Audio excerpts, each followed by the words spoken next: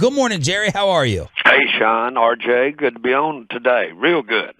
It is real good. Is your mood? You're always in a good mood. You're always optimistic, half glass empty. But have you been kind of floating around here the past month or past few weeks? Even better mood than normal? Well, I haven't had any problem getting a smile. I'll tell you. A lot of times you don't feel in that good mood until you come out of that shower, and you've got to make up some things to focus on so that you don't worry about the problems of the moment or the day. So lately, all you've got to do is slip over there and think about this team and think about how it's getting better. Think about the great way it's coming together. That obviously was a happening there Sunday night that just can make the intangible thing that can lead you into getting better. And to me, that's what happened. That's why that was so important. Yeah, Jerry, give us your game assessment of the way you guys were able to pull that out with Cooper Rush at quarterback. Well, I think the key is that he rewarded the confidence, if you will, that staff had in him, coaches.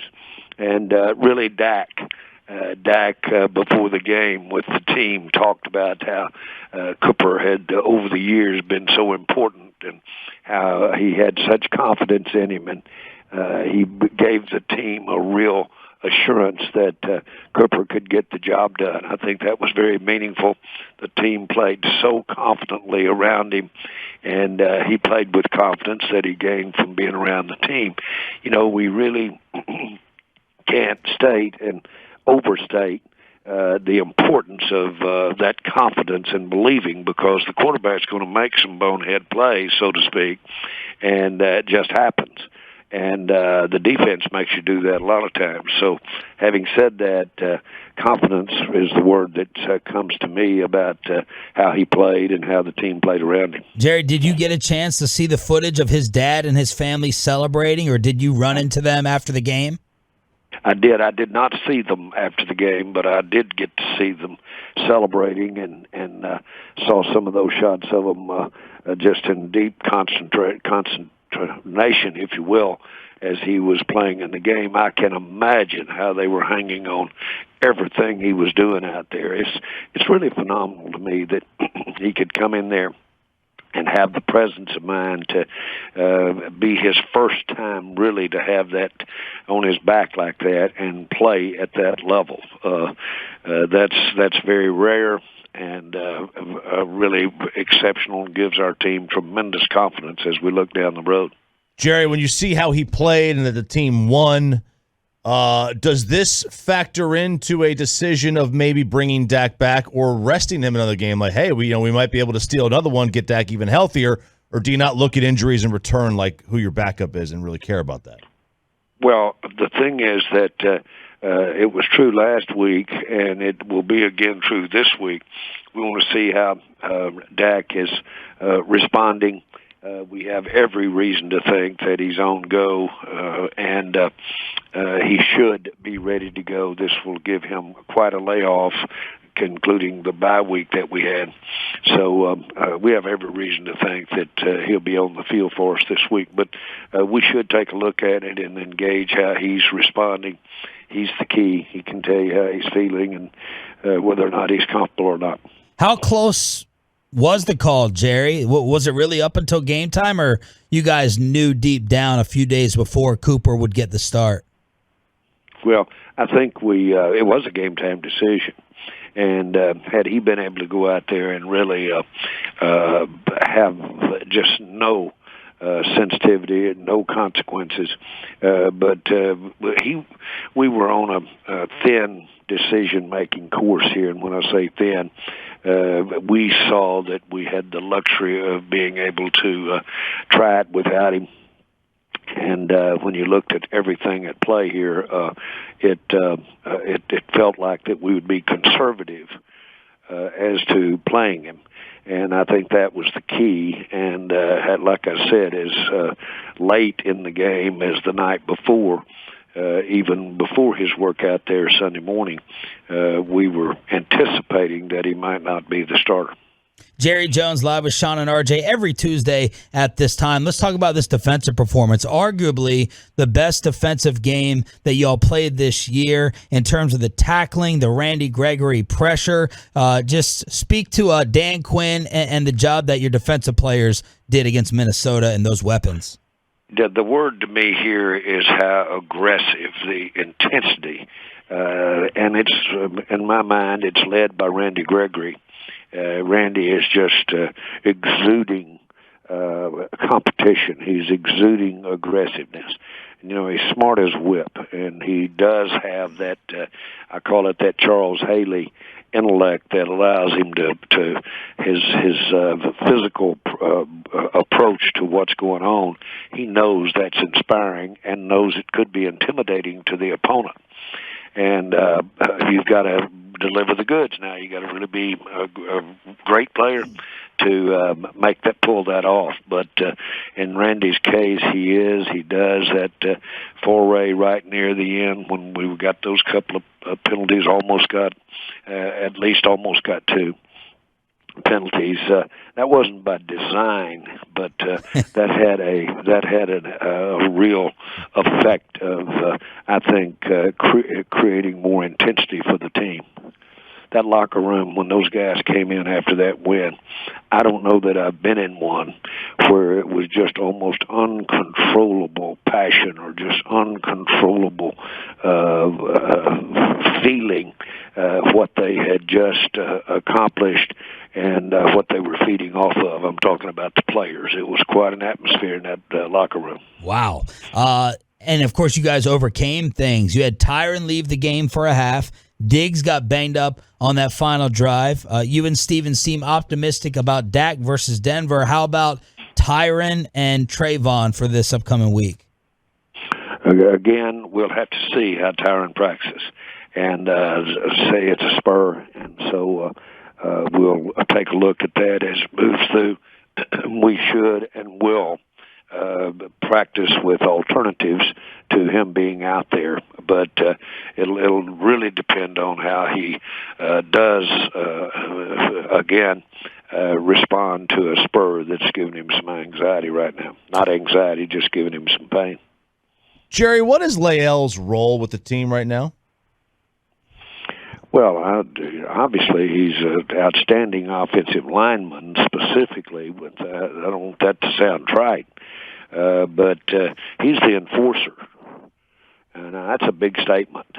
He really has a lot of the aura that you want for an offensive line to be. They need to be that for a team, in my mind, and that is we're just going to run it down their throat.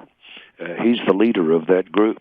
And so I think that my hat's off to him, the way he's handled his off-the-field stuff during this past, if you will, year and a half. And he did not have a good training camp because of limitations on coming back with his surgery. And so he wasn't able to really improve and really have the preparation that you'd like to see him have. But he's getting there, and he will get there. And this may spur it on because he does have really outstanding position flex. Yeah. Most offensive linemen do. Some just really have to struggle with it, and that's moving around from position to position. You don't ever want to move two guys if you don't have to. And so he'll serve all of that role, but he's played all the positions except center. And we'll use him, and this could be the time we use him the most. So, Jerry, if Tyron had to miss a game or some time, do you think Nsekhe would stay there at left tackle, or could you put Lael over there? Could you put Steele at left tackle with Lael back to his natural right tackle spot, or do you still view him as a guard? How would that work up front if Tyron was out? Okay, it was a question, but you actually had your answer. You covered all the bases right there. and that'll get worked out. It'll get worked out here pretty early this week as they work through, look at what we're up against with Denver, and then look at what we may be dealing with, and we'll see it practice there Wednesday and go from there. But, our coaches have a good idea of where they want to go with this thing, but at the end of the day, we'll see how it works on the field at practice. Jerry, I have a question about injury mystery. Like, do you guys? Xavier Woods after the game said, "Well, we were preparing for Dak." How can you guys tell when being vague about injury status really gives you that advantage to make them prepare for Cooper Rush or Dak, or who you would play at left tackle and right tackle? Because us as fans were like, everyone does this. How much does it actually matter? Can you give your input on that? Well, unless they've got cameras at your practice, they being the opponent team, which they don't. But unless they have that, it makes all the difference in the world.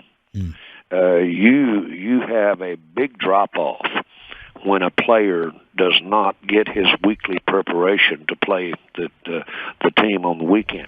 You have a big drop-off. Preparation, the repetition, the just getting your mind wrapped around the different attributes of the players you're playing in front of or competing against. That is huge. Randy White invented the idea of preparation. And so that if you anticipate another player in there, especially at a key position like a quarterback, or you could even make the case for a left tackle, that preparation could make all the difference in the world. And there's no question that you would approach your game with some different technique or some different emphasis if certain players were playing or not playing. So it's big. It's big. It's singularly the best thing I know to keep your mouth shut during the week as to who's going to be playing a position, if there's a question mark. It's singularly the most effective tact that you can do apart from being on the field and just out footballing them. Good answer. And we know you're excited about reinforcements coming. Do you have any status update on DeMarcus Lawrence and Michael Gallup coming back? Well, Michael is the closest of the two you just mentioned. DeMarcus is making tremendous progress.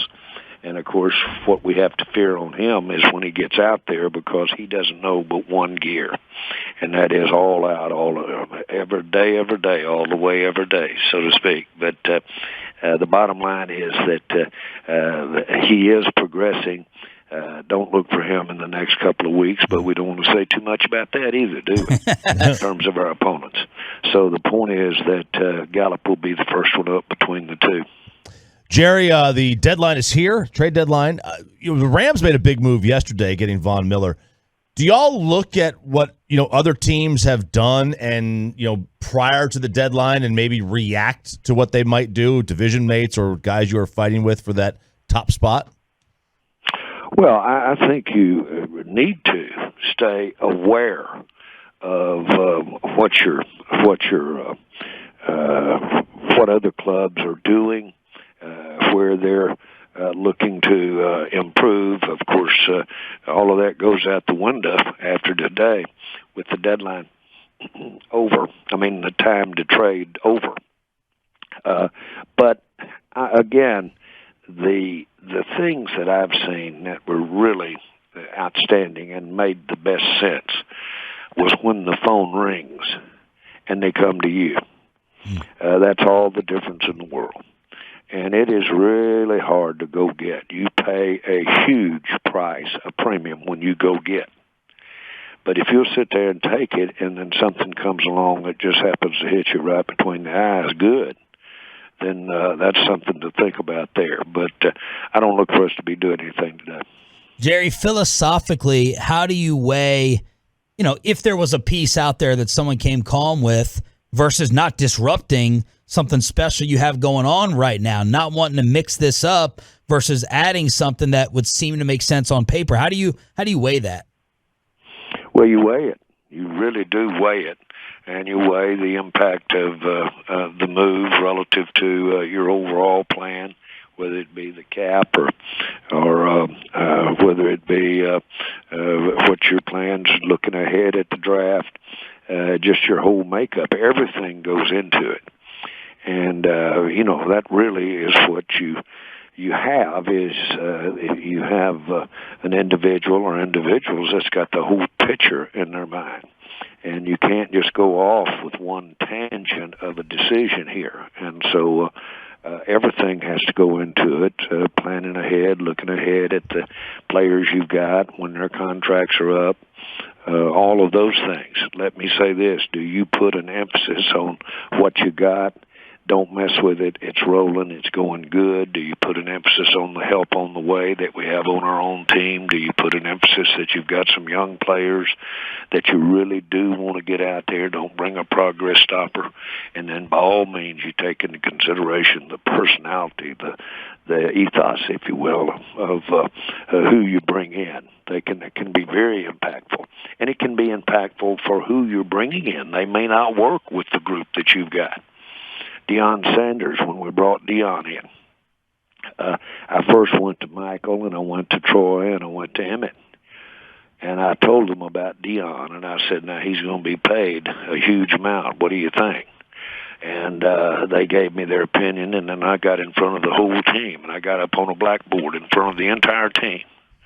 And I said, y'all look at this decision. And I put up on that board how much he was going to make. And I said, do we bring him in? And I mean, it sounded like an eruption. Hell yes.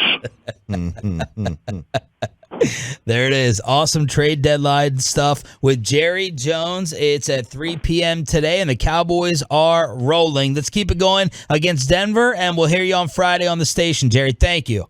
Okay, guys. Talk to you later.